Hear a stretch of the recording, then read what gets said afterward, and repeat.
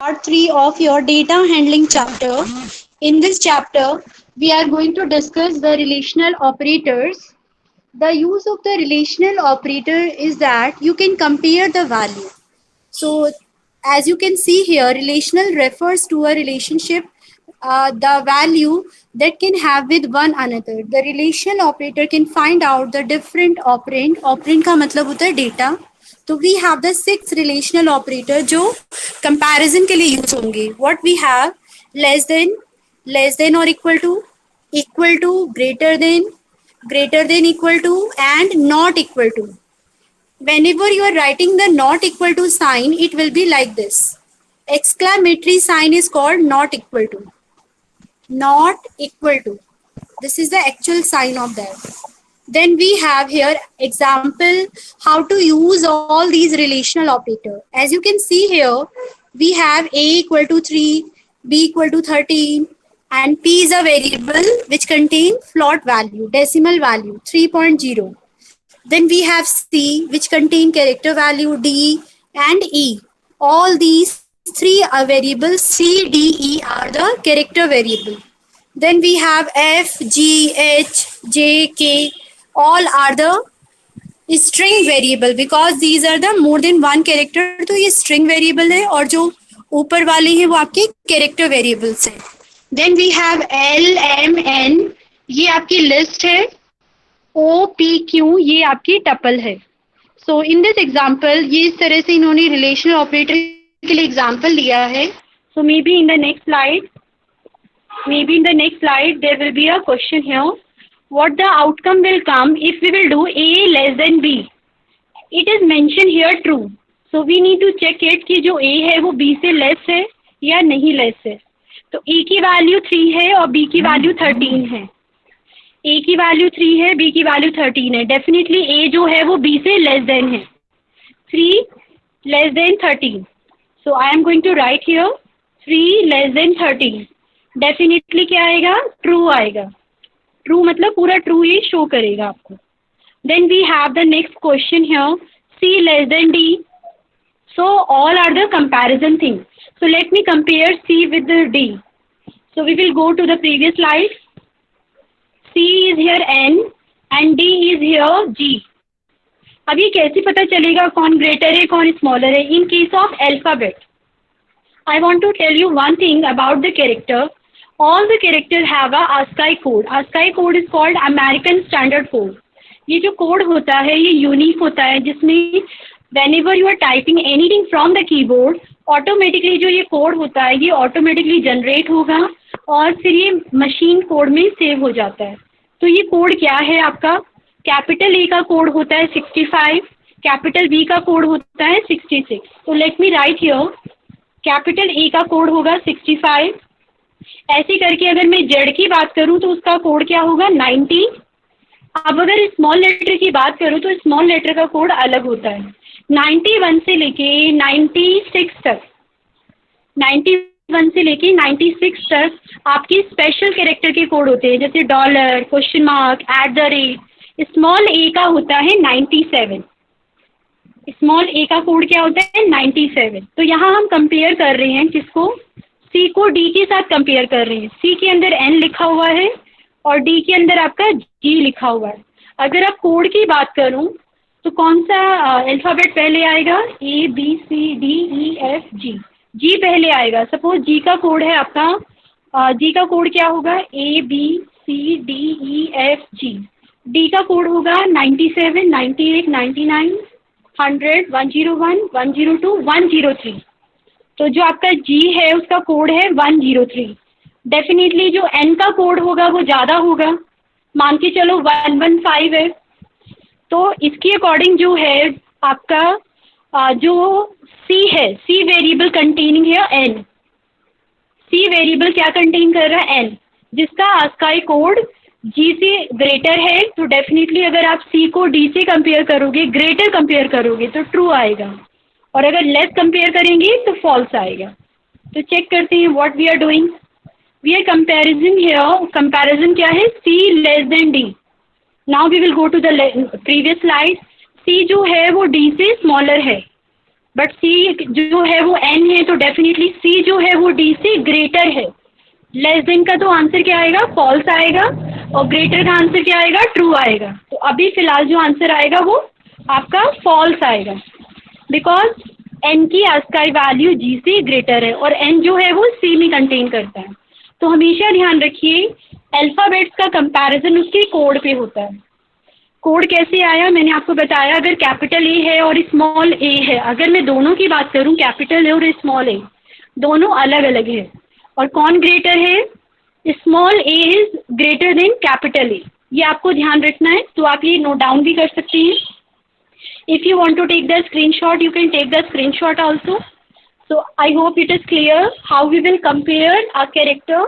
Character की comparison कैसे होगी, इसी तरह से आगे आएगा। कैपिटल बी का क्या आएगा 98, सॉरी स्मॉल बी का क्या आएगा 98, कैपिटल बी का क्या होगा इसके अकॉर्डिंग, यहाँ पे मैंने 65 लिखा तो बी का क्या होगा 66 हो जाएगा। ऐसे टोटल 26 तक जाएगा, मतलब 90। कैपिटल जेड का 90 होता है। Obviously small letter is greater than capital letter, ये आपको ध्यान रखना है। इसीलिए आपका जो आंसर आया है C less than D false आएगा। Then we have F less than H, इन्होंने बोला है फॉल्स आया है। F less than H, so let me clear it so you will understand.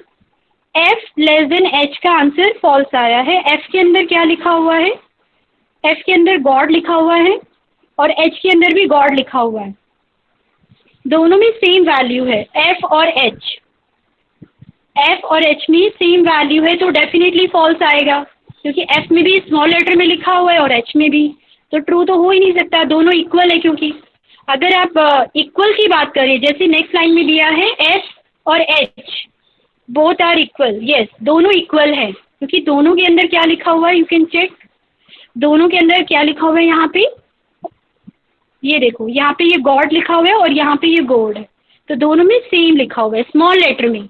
अगर ये कैपिटल में होता तो ये नहीं हो सकता था, सेम नहीं माने जाते। तो इसका ये मतलब है कि हमें कंपैरिजन करना पड़ेगा, और ये कंपैरिजन किस बेस पे होगा, आस्काई कोड पे बेस होगा। आगे है सी जो है वो ई के इक्वल है, कैन वी चेक इट, और ये कह रहा है फॉल्स है। सी को ई के इक्वल बोला गया, डेफिनेटली सी में आपका स्मॉल एन लिखा हुआ है, ये आप चेक करो, और यहाँ कैपिटल एन है, तो डेफिनेटली आंसर क्या आएगा, फॉल्स आएगा। क्यों फॉल्स आएगा, क्योंकि ये कैपिटल में एक स्मॉल में है। इस तरह से आप ये सारा कर सकते हो। आई थिंक आपको समझ आ गया होगा। Then now we have identify operator. So basically what we learn, comparison operator help you to compare the value, either it is a character value or your numeric value. Now we have identify operator. In case of identify operator, we have two operator here, is and second is the is not. इसका meaning होता है basically identify operator. The rule of identify operator is here. There are two operator is and is not. is का meaning होता है basically ये check करेगा कि value exist करती है वेरिएबल में या नहीं एग्जिस्ट करती है। अगर वैल्यू एग्जिस्ट करेगी answer will be true, and in case of is not इसमें अपोजिट होता है। अगर आपकी सेम वैल्यू एग्जिस्ट नहीं करती तो आंसर ट्रू आएगा, नहीं तो फॉल्स आएगा। Now we have to see the example. So in case of is it is return a is b, it returns true if, one second let me erase it. So here is mentioning it returns true if both its operand, operand का मतलब होता है data, are pointing to the same object, both are referring to the same memory location. It returned false otherwise. ये कहने का मतलब ये है अगर दोनों वेरिएबल में वैल्यू एक्चुअल में सेम है, a is b, a is b का मतलब है कि दोनों एक ही मेमोरी लोकेशन पे है, दोनों में सेम वैल्यू है, तो डेफिनेटली आपका आंसर ट्रू आएगा। अदरवाइज अगर आपकी अलग मेमोरी लोकेशन है तो डेफिनेटली, अगर वेरिएबल ही अलग है तो अगर लोकेशन भी डिफरेंट है, जैसे आप एक वेरिएबल बनाते हो और वैल्यू को कॉपी करोगे, तो अगर आप वैल्यू भी कॉपी कर रहे हो और एड्रेस भी कॉपी कर रहे हो तो उस केस में आपका ये ऑपरेटर सेम आंसर आपको देगा। Let me check it whether the example is here or not. Yes, example is here. So can we discuss the example now? Yes, you can see we have A value is here 235, B value is here 240, C value is here 235. We are using here is operator. So it is written here A is B. Both are containing the different value. So definitely answer will come false. क्योंकि मैंने बोला value same होगी, value same होगी तो address भी same है आपका. इन such case answer आपका ट्रू आएगा. कहने का मतलब ये है A is B. अगर हम इसकी हिंदी में बात करें A is B, क्या A B है? A B है का मतलब है कि क्या दोनों की वैल्यू इक्वल है? अगर वैल्यू इक्वल है तो मेमोरी एड्रेस भी सेम होगा, क्योंकि आपने सेम वैल्यू रखी है. उस केस में वेरिएबल भी आपकी सेम मेमोरी लोकेशन पे रिसाइड करेंगे. इसीलिए अगर आपकी वैल्यू सेम है, ए इज बी के केस में क्या है, वैल्यू आपकी यहाँ पे देखो ध्यान से डिफरेंट है value. In case of A and B values are different, so A is B is false because A है 235 और बी है 240, बट जो सी है वो 235 है. तो इन सच केस आपका जो ए होगा और जो सी होगा वो दोनों इक्वल है.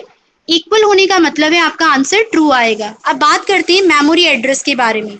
आपको याद होगा हमने कल भी डिस्कस किया था memory address. How to print the memory address, we have to use here, you can see we are using here IDA, IDB, IDC. You can see here the ID of variable A and the ID of variable B both are same. Memory address are same because the values of these two variables are same. So due to that reason A और जो C है वो equal हैं आपके.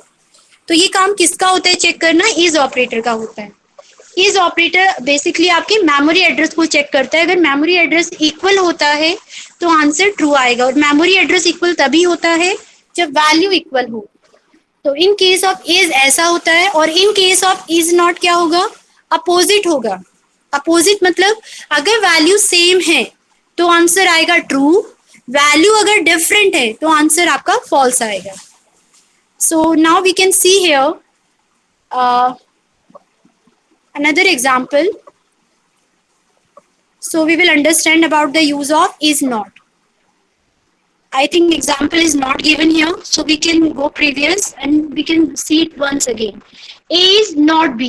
लिखा हुआ है returns true if both its operand are pointing to the different object, means different memory location. Now we will discuss here. We will discuss this question. In this question you can see here the different memory location. Different memory location किसकी है, A की है और B की है. अगर मैं A और B के बीच में is not लगाती हूँ तो answer will come true because both the values are different. जब वैल्यू डिफरेंट होती है तो मेमोरी एड्रेस भी डिफरेंट होगा. तो जब मेमोरी एड्रेस डिफरेंट है तब ये ट्रू रिटर्न करेगा. ठीक है बेटा. But in case of your is operator ये क्या रिटर्न करता है, फॉल्स रिटर्न करता है. तो इज नॉट जो होता है वो अपोजिट होता है कि अगर डिफरेंट है तो ट्रू आएगा और अगर सेम है तो फॉल्स आएगा. और इज में क्या होता है, अगर सेम होता है तो ट्रू आएगा, same memory location. Okay, so we have discuss it. Now we are discussing the equality and identity operator.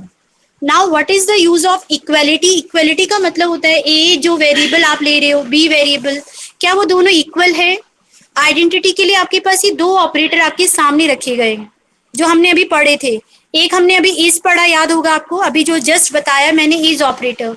मैंने आपको इनडायरेक्टली बताया is operator will compare the value, मतलब बेसिकली इक्वलिटी को ही कंपेयर कर रहा है. सो ए इज बी जो है वो भी ट्रू आ रहा है, A इक्वल टू बी वो भी ट्रू आ रहा है. और वैल्यूज क्या क्या लिए आपने, 235 और 235. तो कहने का मतलब है इक्वालिटी को चेक करने के लिए हमारे पास दो ऑपरेटर है. पहला ऑपरेटर कौन सा है हमारे पास, equality double equal to. 1 second, let me write it. एक हमारे पास है डबल इक्वल टू और दूसरा हमारे पास है इज ऑपरेटर. ये डबल इक्वल टू है और ये वाला आपका इज ऑपरेटर है. So we are going to erase it. So we have discussed what you have seen in the above example. When two variables are referencing the same value, is operator return true.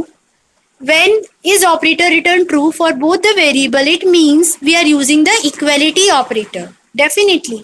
So you can see here equality operator and is operator both are same. So what the conclusion is coming here, both are same.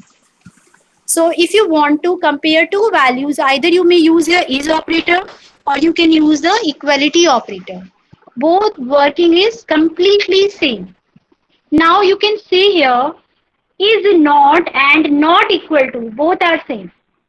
इसकी conclusion से आप ये भी कह सकते हो कि जो नॉट इक्वल टू ऑपरेटर होता है और आपका ये इज नॉट ऑपरेटर होता है वो दोनों भी सेम होते हैं. So now we will discuss maybe in the next slide.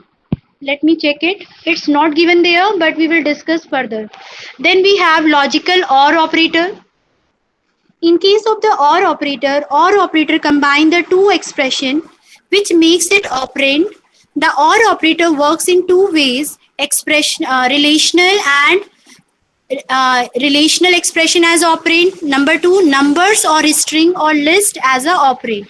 Basically जो OR operator होता है वो रिलेशनल ऑपरेटर के साथ भी यूज होता है कंपैरिजन के लिए. आप इसको स्ट्रिंग के साथ भी यूज करेंगे आगे और लिस्ट के साथ भी यूज करेंगे.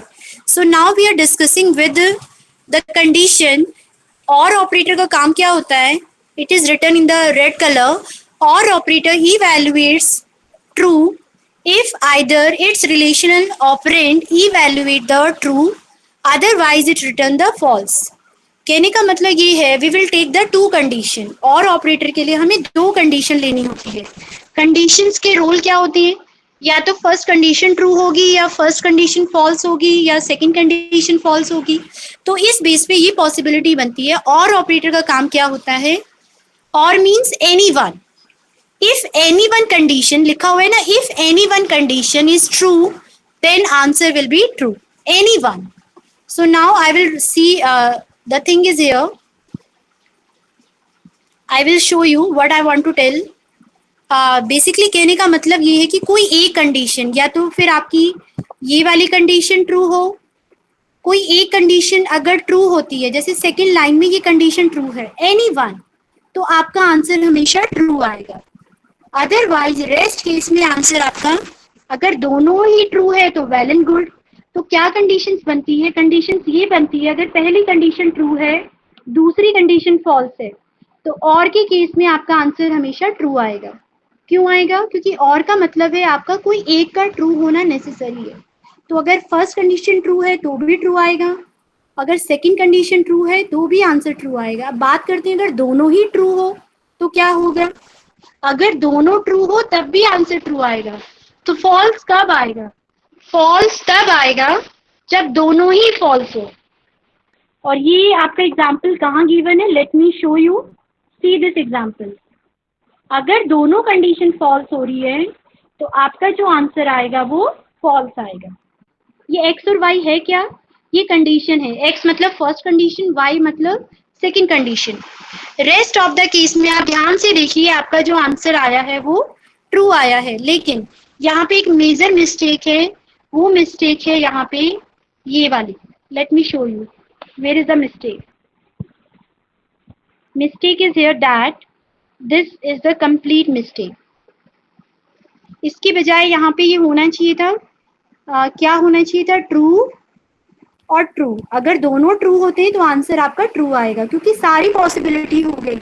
दोनों फॉल्स भी दिखा दिए हमने, एक फॉल्स एक ट्रू भी दिखा दिया, फिर हमने आगे फॉल्स और ट्रू दिखाया है तो क्या बचा? ट्रू और true.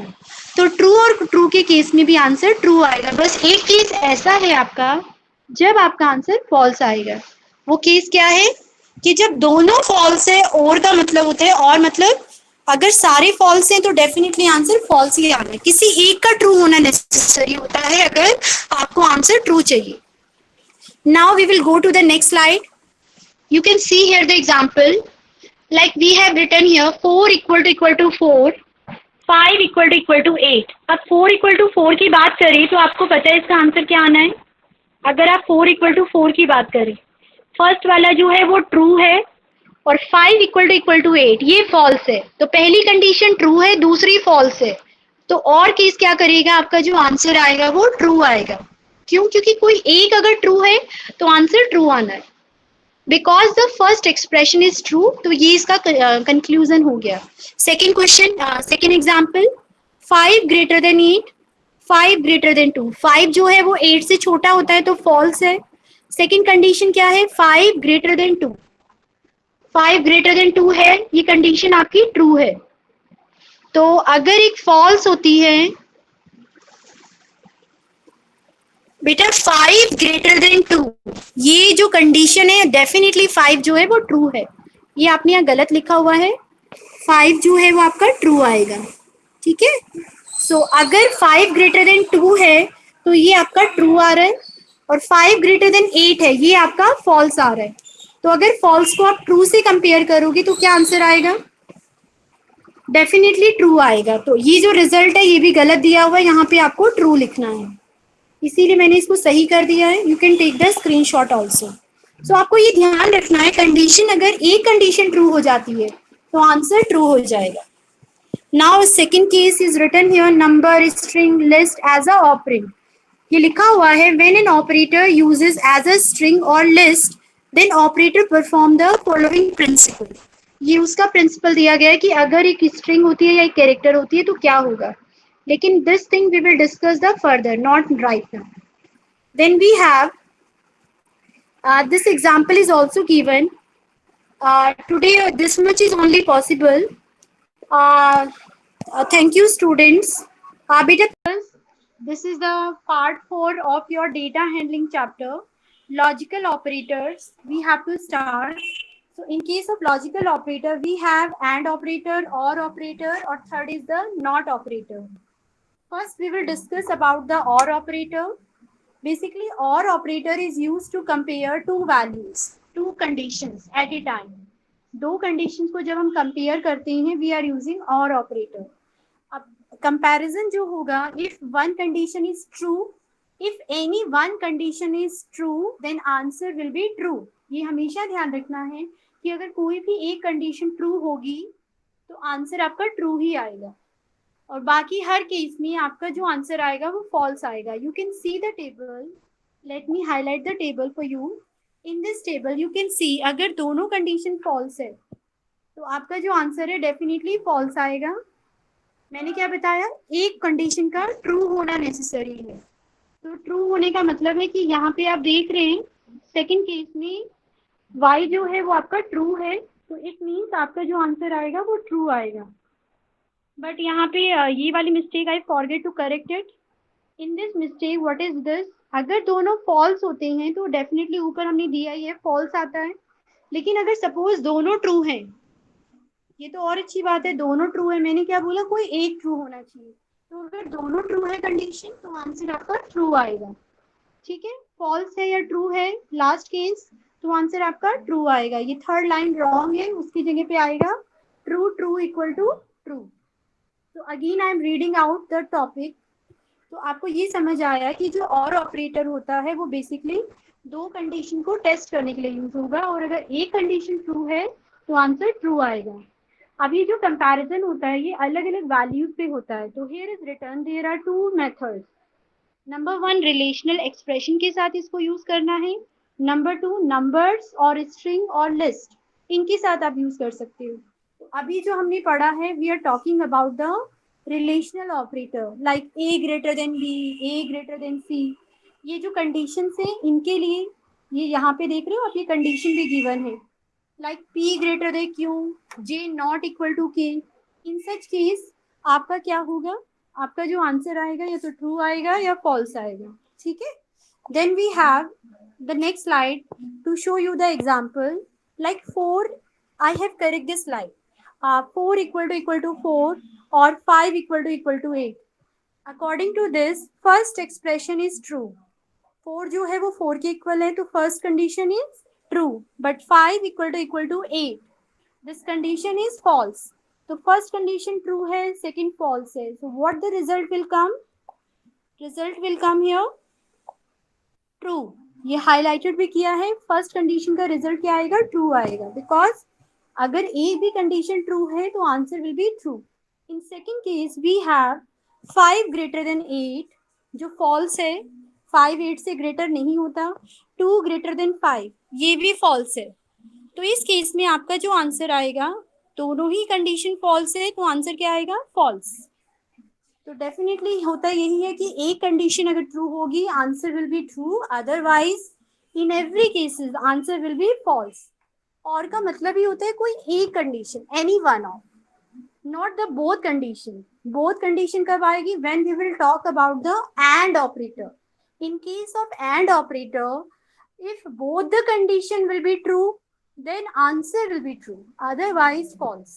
But in case of or operator, any one of the condition should be true. कोई एक होना चाहिए, and में दोनों होने चाहिए. यही फर्क होता है. Now what we have, you can see the second condition which yesterday we haven't discussed. In case of number, string or list as a operand, क्या कंडीशन होगी? कंडीशन वही होगी, आई मीन टू से आपका सेम वैसे ही चलेगा जैसे पहले आपने किया है. इससे कोई फर्क नहीं पड़ेगा आप नंबर को कंपेयर कर रहे हो, स्ट्रिंग को कंपेयर कर रहे हो या लिस्ट को कंपेयर कर रहे हो. आपकी वही वाली टेबल फिर से आ गई. बस हुआ ये, जो आउटपुट है उसमें ट्रू या फॉल्स नहीं आएगा. उसमें क्या होगा, एक्स और वाई में आपने जो भी रखा होगा, जो वैल्यू, वो आपको ये रिटर्न करेगा. You can see the example. In this example you can see here, let me explain you what we are doing here. You can see here, अगर if condition is here, one second बेटा.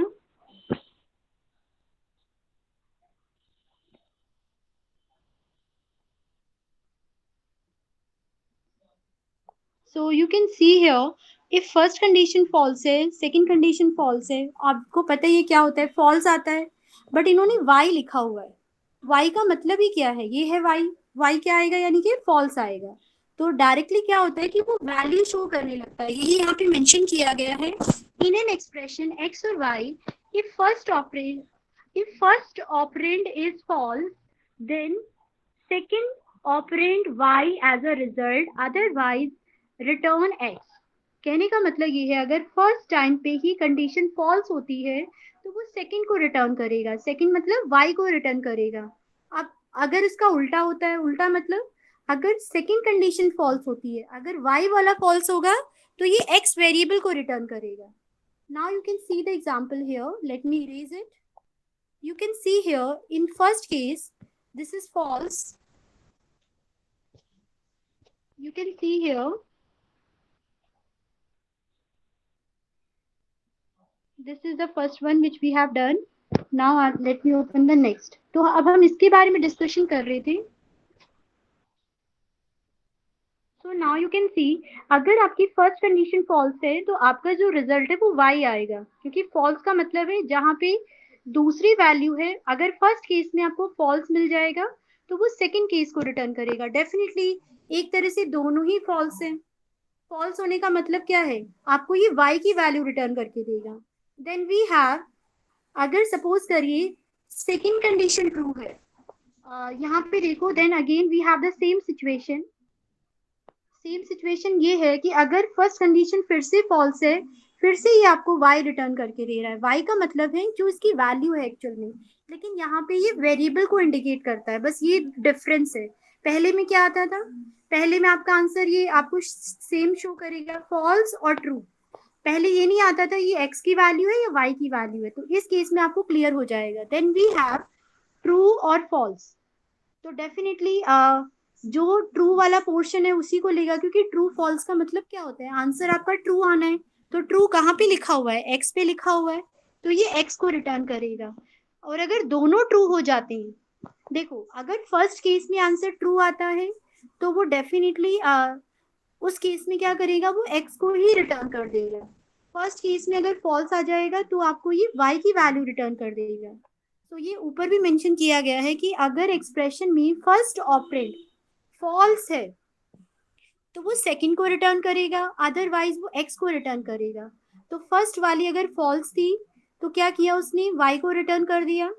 अब second case में क्या हुआ, true था, फिर उसके बाद आगे फॉल्स था, तो दोनों लास्ट के दोनों केसेस में उसने एक्स को रिटर्न कर दिया. आपको बस ये समझना है कि अगर फर्स्ट केस में फॉल्स आ रहा है तो वाई रिटर्न होगा. फर्स्ट केस मतलब एक्स लिखा हुआ है पहले, फिर वाई लिखा हुआ है. अगर फर्स्ट केस में आपका फॉल्स आ रहा है तो वाई रिटर्न होगा, नहीं तो एक्स रिटर्न होगा. एक्स का मतलब है first variable. Now we have the example to understand this. In the next slide, see what the example is written. The OR operator will test the second operand only if first operand is false. otherwise ignore it even if the second operand is logically wrong. ये कह रहा है कि जो और operator होता है वो टेस्ट करता है सेकंड ऑपरेंड को, तब टेस्ट करेगा जब पहला ऑपरेंड फॉल्स होता है, नहीं तो वो टेस्ट नहीं करता है जनरली। और का मतलब क्या होता है, अगर उसे पहले ही ट्रू मिल जाता है तो वो आगे सॉरी अगर उसको पहला फॉल्स मिल जाएगा तो वो आगे चेक करेगा, अगर पहले ही उसको ट्रू मिल गया तो वो आगे चेक नहीं करता है। ट्रू का मतलब सीधा उसने आपको आंसर दे दिया। Now you can see here 20 greater than 10। 20 greater than 10 क्या है, कंडीशन आपकी डेफिनेटली ट्रू है, तो वो आगे वाला चेक ही नहीं करेगा। आगे वाला मतलब जो नेक्स्ट लाइन में कंडीशंस लिखी हुई है ये इन्वर्टेड कॉमास में a+1 greater 1, वैसे तो ये कंडीशन ही गलत है क्योंकि कैरेक्टर में आप +1 ऐड कर ही नहीं सकते हो, तो आपको फिर भी ये आंसर ट्रू दे रहा है। कह रहा है without checking the second operand which is synthetically wrong, you cannot add an integer to the string। कहने का मतलब ये है अगर फर्स्ट कंडीशन ट्रू हो जाती है तो वो सेकंड कंडीशन को चेक नहीं कर रहा है, चाहे वो गलत ही क्यों ना हो। और केस में ऐसा होता है, बट एंड के केस में वो दोनों को हमेशा चेक करेगा। और के केस में वो तभी चेक करेगा जब ये पहली कंडीशन फॉल्स होती। सपोज लिखा होता है 10 <20, तो पहली कंडीशन फॉल्स हो गई, तो अब हमें दूसरी को जाके चेक करना है कि अगर वो ट्रू है तो आंसर आपका ट्रू आ जाएगा। अभी हम बात ये कर लेंगे जो हमने प्रीवियस स्लाइड डिस्कस की है, यहाँ पे ये एक्स और वाई का क्या मतलब है। एक्चुअली स्लाइड का मतलब आपको यही बताना चाह रहे हैं कि नॉर्मली ये आपको वैल्यू रिटर्न करेगा एक्स और वाई, मतलब एक तरह से हमने फॉल्स और ट्रू किसके फॉल्स और ट्रू आएंगे वो एक्सप्लेन किया यहाँ पे। So again I am repeating it, let me erase it. So ये जो एक्स और वाई है यहाँ पे, इसका मतलब ये है कि ये एक्स और वाई जो है ये वैल्यू से मतलब है। वाई जैसे फर्स्ट केस में वाई है तो आपका जो आंसर आएगा डेफिनेटली फॉल्स आ रहा है, लेकिन किसका फॉल्स आ रहा है, ये वाई वाले का फॉल्स आ रहा है, ये बताना चाह रहा है। सेम चीज है वही जो हमने पहले किया है, बस ये आपको शो कर रहा है कि रिजल्ट आता है किसका एक्चुअल में। तो अगर फर्स्ट कंडीशन फॉल्स हो जाती है तो वो सेकंड वाई को रिटर्न करता है, मतलब सेकंड वाई में जो वैल्यू है। तो यहाँ पे वाई के अंदर फॉल्स है और ट्रू है, तो ये वाई वाई लिखने का मतलब है कि दोनों केस में पहली बार फॉल्स लिखा है तो आपका जो आंसर है वो वाई वाला आंसर आ रहा है, यानी कि इसमें फॉल्स आ रहा है फर्स्ट केस में और इसमें ट्रू आ रहा है। सेकेंड केस में क्या हो रहा है कि फर्स्ट टाइम पे ही ट्रू मिल गया आपको, तो उस केस में वो एक्स को रिटर्न करेगा, एक्स की वैल्यू मतलब ट्रू और ट्रू। तो ये डायरेक्ट ट्रू या फॉल्स ना लिख के आपको ये बता रहा है कि आपको ये कौन सी वैल्यू रिटर्न करके देता है वही सेम चीज। ऐसा कुछ नहीं है कि अगर आप स्ट्रिंग करोगे तो कुछ और आंसर आएगा, आंसर सेम ही आएगा, लेकिन ये बताया जा रहा है कि कौन सी कंडीशंस को उठाएगा यहाँ पे। Then we have and operator. AND operator, basically the rule of AND operator is to combine the expression which makes its operand. The AND operator works in three ways. Number one, relational in these ways, sorry. Number one, relational expression as operand. Number two, numbers or string as a operand. Same like here we have done OR operator. Now we are doing the AND operator. The rule of the AND operator is here. If both the condition, अगर दोनों condition true होगी then answer will be true. दोनों का true होना must है इस case में, बस और कुछ नहीं है फर्क, बाकी सेम ही है आपका, मतलब सेम उसी तरह से आप यहाँ पे टेबल क्रिएट करेंगे। Now you can see the example. If first case false है तो डेफिनेटली आंसर फॉल्स आएगा। Then we have again here is a mistake. What the mistake, let me tell you. Here is written or, यहाँ पे आएगा x and y because we are talking about x and y। so x and y के case में क्या होगा, अगर दोनों false है तो डेफिनेटली आंसर तो फॉल्स ही आना है। अगर एक फॉल्स और एक ट्रू है तो डेफिनेटली आंसर फॉल्स ही आना है, बस अगर जब दोनों ट्रू है तब आंसर आपका फॉल्स आएगा। ठीक है, so after the lecture I will show you the part of the book also कि ये करेक्ट है कि नहीं, तो आपको ज्यादा क्लियर होगा। अभी फिलहाल again this third line is wrong. here is what here what will come, you can see here अगर ट्रू है तभी आंसर आपका ट्रू आएगा, रेस्ट केस में आपका जो आंसर है वो फॉल्स आएगा। ठीक है बेटा, सो let me erase it again. So what I am telling you, in the third case देखो फॉल्स फॉल्स हो गया, फिर एक फॉल्स और एक ट्रू भी हो गया, और फिर दोनों ट्रू वाला भी हमने डिस्कस कर लिया। अगर दोनों ट्रू है तभी ट्रू आना है। बस बचा क्या, अगर एक ट्रू, यहाँ पे एक ट्रू और एक फॉल्स हो तो क्या आएगा, डेफिनेटली फॉल्स ही आएगा, क्योंकि एंड का मतलब होता है कि दोनों कंडीशन ट्रू होनी चाहिए। And means both the condition. ठीक है, so now we can see the example 4 equal to 4 and 5 equal to 8. 4 equal to 4 and 5 equal to 8. ये कह रहा है इसका रिजल्ट फॉल्स आएगा। क्यों आएगा, because you can see 4 equal to 4 आपका ट्रू है, बट जो सेकेंड एक्सप्रेशन है वो रॉन्ग है। तो ट्रू की केस एंड ऑपरेटर का मतलब है दोनों को ट्रू होना चाहिए, बट एक ट्रू और एक फॉल्स है, तो आंसर डेफिनेटली आपका फॉल्स आएगा। तो इसका ये मतलब हुआ कि दोनों ट्रू होने चाहिए, so this will be done, then answer will be true. In rest of the cases answer will be false. So there is only one difference, अगर दोनों ट्रू है तब ट्रू होगा, और भी क्या होता है, any one should be true. अगर मैं यहाँ और लगा दूं तो ये ट्रू माना जाएगा। ठीक है, but now it is false in case of and operator. Then we have the next slide. We have discussed and operator, we have discussed or operator, but both operator always works on two variable। मतलब हमें दो variable या दो conditions की requirement होती है, but in case of not operator we require generally one condition. एक ही कंडीशन में नॉट ऑपरेटर अप्लाई हो सकता है, single expression. We don't want multiple expression. What is the rule of not operator, not का मतलब होता है लाइक नॉट इक्वलिटी आप कंपेयर करना चाहते हो, जैसे ए बी के इक्वल नहीं है, नॉट नॉट नॉट मतलब कंडीशन को अपोजिट करेगा, that is the negation. What ever is given उसका रिवर्स कर देगा, जैसे ए गिवन है तो बी करेगा, तो रिवर्सिंग किस सेंस में होगी, अगर आपका रिजल्ट ट्रू आ रहा है तो ये इसको फॉल्स में कन्वर्ट करेगा, अगर आपका रिजल्ट फॉल्स आ रहा है तो ये उसको ट्रू में रिटर्न करेगा। Now see here, the Boolean or logical not operator works on single expression or operand or operator. It is a unary operator. The logical not operator negates or reverses the truth value of the expression. If the expression is true or true value, then not expression is false. Definitely what I told you, it will make the condition opposite, कि अगर आपकी expression true है तो ये उसको false कर देगा, vice versa means opposite, और अगर false है तो उसको ये true कर देगा। Now see here the example. The first example is here, not 5. One second. The first example is here, not 5. Not 5 का मतलब है 5 नहीं है तो रिजल्ट इनटू फॉल्स। 5 अगर नहीं है तो क्या आएगा, रिजल्ट फॉल्स आया। फॉल्स क्यों है, because 5 is a non zero value. Non zero value मतलब ये जीरो नहीं है, तो not zero result into true. Not zero मतलब जीरो नहीं है, तो उसका अपोजिट क्या होगा, जीरो नहीं है तो मतलब 1 होगा, 1 मतलब ट्रू होगा, तो result will be true.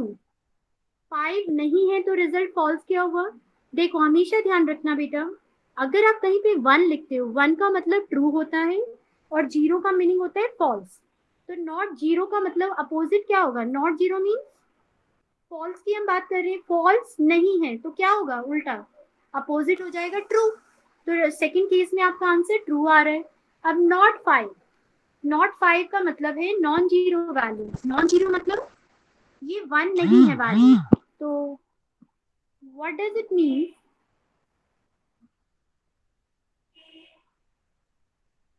Beta, please repeating about the not operator. Not operator basically negate करने के लिए होगा, मतलब अगर false है रिजल्ट तो true आएगा, और अगर रिजल्ट true है तो false आएगा। not zero का मीनिंग यहाँ पे है, the meaning of not zero means result definitely false आ रहा है, तो false का अपोजिट क्या होगा, not उसको अपोजिट करेगा। not का काम क्या है, जीरो का अपोजिट क्या होता है, 1, तो जीरो का अपोजिट 1 आएगा, मीन्स ट्रू आएगा। नॉट 5, नॉट 5 का मतलब ये डेफिनेटली ये नॉन जीरो वैल्यूज है, क्योंकि 1 का मतलब ट्रू होता है। 5 का जो मीनिंग है फिलहाल ये भी ट्रू में ही जाएगा। 5, 4, 6, 7, 8 कोई भी नॉन जीरोज नंबर है उसको आप 1 ही मानोगे। तो 5 का नॉट का मतलब है कि ये आपको रिजल्ट फॉल्स दिखाएगा, because 5 is a non zero value. Non zero values का मतलब है कि 1 की कैटेगरी में ही आए। तो इस केस में इसका जो अपोजिट बनेगा नॉन जीरोस वैल्यू, मतलब वो वैल्यू एग्जिस्ट कर रही है, तो एग्जिस्ट अब जब नहीं करेगी तो क्या होगा, जीरो होगा डेफिनेटली। तो the answer will be false. कहने का मतलब है अगर आप नॉट 9 लिख दो, 10 लिख दो, अगर आपने नॉट 1 लिख दिया सपोज, नॉट 1 का मतलब है ट्रू, तो भी आंसर फॉल्स आएगा। और अगर नॉट 7 लिख दो, 8 लिख दो, 10 लिख दो, तो भी आंसर फॉल्स आएगा, क्योंकि वो वैल्यूज है। तो वैल्यूज का अपोजिट क्या है, no value, that is zero. So, but in case of not zero, answer will be false. Sorry, answer will be true. क्योंकि जीरो मतलब false है, false का opposite क्या होता है, true होता है. So it means we are understanding the use of not operator. Now, this is the brief description of your all operator, or operator and not. अगर आपकी और में आपने क्या समझा, अगर आपकी फर्स्ट कंडीशन कोई भी एक कंडीशन ट्रू होती है, then answer will be true. इसमें यही लिखा हुआ है कि इफ एंड के केस में क्या होगा, if both the conditions are true then answer will be true. Not के केस में अगर फर्स्ट फॉल्स है तो ट्रू आएगा, और अगर ट्रू है तो फॉल्स आएगा। तो there are three ways to describe the three operator. Then we have operator precedence. So we have discussed all these three operators. Then we will discuss the assignment also. But now the next topic is operator precedence. Precedence means when an expression or the statement involves the multiple operator, you know the meaning of board mass. You can see here the example. This is the examples whenever we are using the board mass to solve the calculation. So today we are going to discuss how to solve the expression here. Operator precedence will help you which operator will be solved first. So for that we have the operator associativity. Associativity means Python allows the multiple operator in a single expression. Now we have to decide कि कौन सा operator पहले solve होगा, left to right या right to left. There are two order of the operator, और कुछ ऐसी भी ऑपरेटर होती है जिसकी सेम प्रायोरिटी होती है। अब सेम प्रायोरिटी वाले ऑपरेटर कैसे सॉल्व होंगी वो भी हमें डिस्कस करना है। तो today we are going to discuss about that. Almost all the operator have left to right associativity expect exponentiation, मतलब अगर आपका पावर ऑपरेटर है उसको छोड़ के बाकी सारे operator left to right solve होते हैं। जैसे 7 into 8 है आपका, तो पहले ये सॉल्व होगा, उसके बाद जैसे पावर दिया है तो पावर हमेशा राइट टू लेफ्ट होता है। मतलब पावर राइट टू लेफ्ट का मतलब है कि हम पहले पावर को देखते हैं, रेज टू दी पावर। जैसे आपने लिखा है suppose, I will take one example, 2 की power 3, you have written this. तो पहले हम पावर को देखते हैं, फिर हम नंबर को देखते हैं। तो राइट टू लेफ्ट हुआ ऐसे। अब normally what you will write here, 2 की पावर 3 ऐसे लिखेंगे आप, तो राइट टू लेफ्ट होगा ये। तो राइट टू लेफ्ट आपका सॉल्व होता है, that is called operator associativity, कि पहले ऑपरेटर किस ऑर्डर में आपको सॉल्व करना है। प्रीसीडेंस का मतलब है कि कौन सा ऑपरेटर पहले आएगा उसको ऑर्डर में अरेंज करना। एसोसिएटिविटी का मतलब होता है कि राइट टू लेफ्ट सॉल्व करना है या लेफ्ट टू राइट। तो इन एक्सप्रेशन को अब हम ध्यान से देखते हैं इन्होंने कैसे सॉल्व किया है। We will see that the first expression is here 7 into 8 5 modulus 5 double division 2। अब हम ये डिस्कस करें कि पहले डिवाइड होगा कि मल्टीप्लाई होगा, और ये कैसे पता चलेगा, left to right.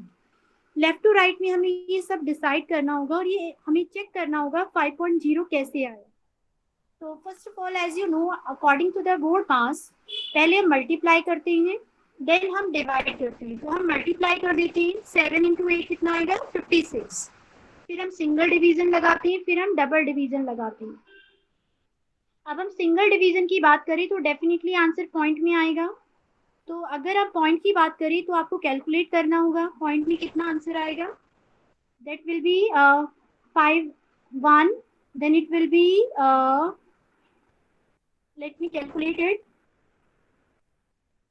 11.2। then what we will do, we have double division then 2, it means integer portion it will show you.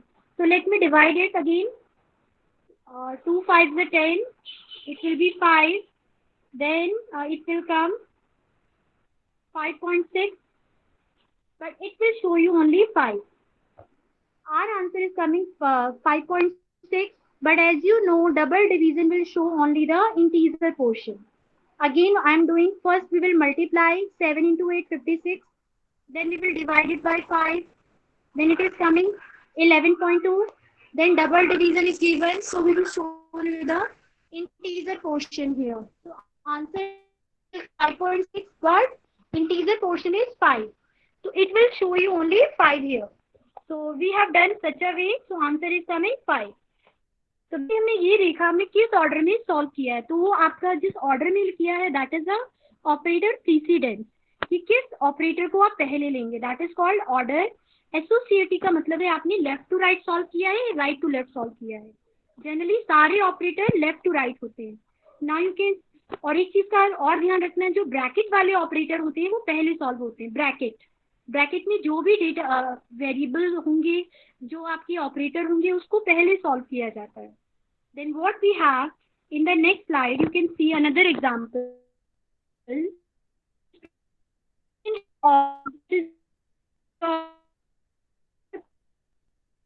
Kind of example also. You can see here 3 की power 3 है, then again 2 है, तो हम किसको पहले solve करें? इन such case सबसे पहले हम 3 into 2 को सॉल्व करेंगे। उसके बाद जैसे 3 की power, let me tell you what we will do. First of all आप ये वाला सॉल्व करेंगे, दिस पोर्शन। ये कितना आएगा आपका? अगर आप इसको सॉल्व करते हैं ये आएगा 9। देन आप 3 की पावर 9 को सॉल्व करेंगे तो ये आएगा। We have to check it is it correct or not, but 3 की power 9 we have to calculate. So first we will go right to left. हमें क्या जाना है? राइट टू लेफ्ट जाना है। पहले हमने क्या किया? फर्स्ट ऑफ ऑल हम इसको सॉल्व करेंगे, देन इसको सॉल्व करेंगे। So in such method we are using all these things. That is the rule of power operator. So now we have discussed related to the chapter data handling of class 11. Hope you understand this. So thank you. Tomorrow we will go for the next session. Thank you.